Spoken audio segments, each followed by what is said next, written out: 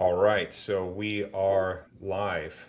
All right, everyone, welcome to another episode of the Nervous System Training Podcast. I have a special guest again, Dr. Lyneil, uh, author of The Strong Angle Way, nervous system training philosopher extraordinaire. He's someone that I've been learning from for a really long time and really like his perspective on training. And he's authored a book that I'm reading right now called The Strong Angle Way, which is a really cool book. It's definitely, if you're an up and coming trainer, you want to learn more knowledge. And also, yeah, here you go.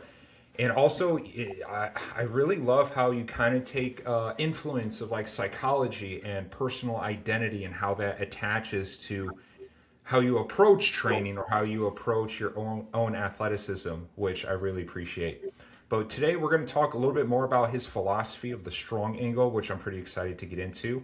And we may take deeper dives into some more early stuff that maybe he has some insight on with like Troy Polamalu and Marv Marinovich, and kind of like give us a little bit more insight on what limited information there is in the public domain.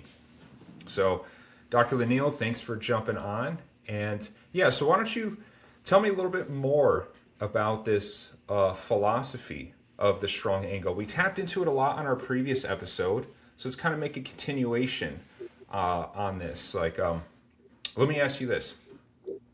When you were developing this philosophy of the strong angle, what sort of things did you kind of have to ask yourself to kind of come to these sort of to land into these areas to try to help language the journey of understanding physiology and training of the human body? Yeah, it was neat when we were just off air. We have such a similar background, but yet different. Like you were talking about, it's like similar journeys, and you can almost see like your future mind as you're reading the book, like kind of where I'm at with it right now. You can see how it connects to that, right? And so a lot of the times when I'm presenting this to people, especially if they have any background in this, I'm usually giving them some level of maybe translation or just understanding and connecting some of the dots. Well, that was what happened to me early on in my career. I went through the same thing, wrestling background, martial arts background, playing multiple different sports, and things just never added up, really, and never connected.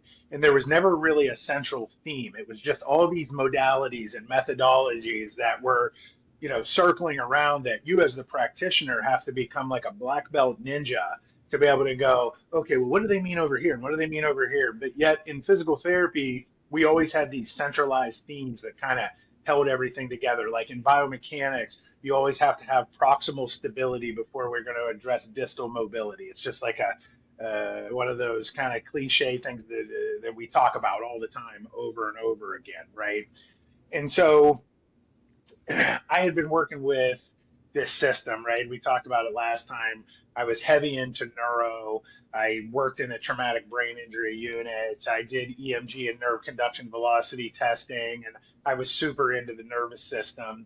And I was looking for a way to try to incorporate my understanding of how the nervous system worked in return to sports rehab versus looking at what we do in the typical strength and conditioning, right? And so again, I had this amazing mentor at the University of Cincinnati, and basically, he was very heavy neuromuscular, right? And then all of a sudden, I would have to throw people into these weightlifting programs, basically in the traditional strength and conditioning, where now in the language that I would use, if you really understand how weightlifting works, we're always overloading the weak angle, right? And basically, it creates a really heavy strain on your physiology, but functionally, we operate in the strongest angles, especially when it comes to rotation.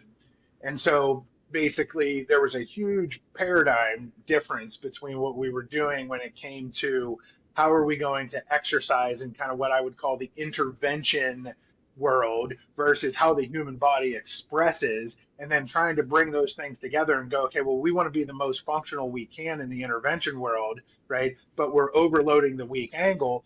And then I'm going to jump into functional training, if you want to call it that, or in functional neuromuscular conditioning and PNF and all these things that we talked about last time.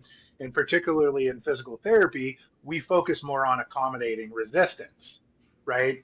And so accommodating resistance basically means that you're taking pressure off and load off of the weak angle so you can put it onto the stronger angle, which is just a basic premise of safety, right?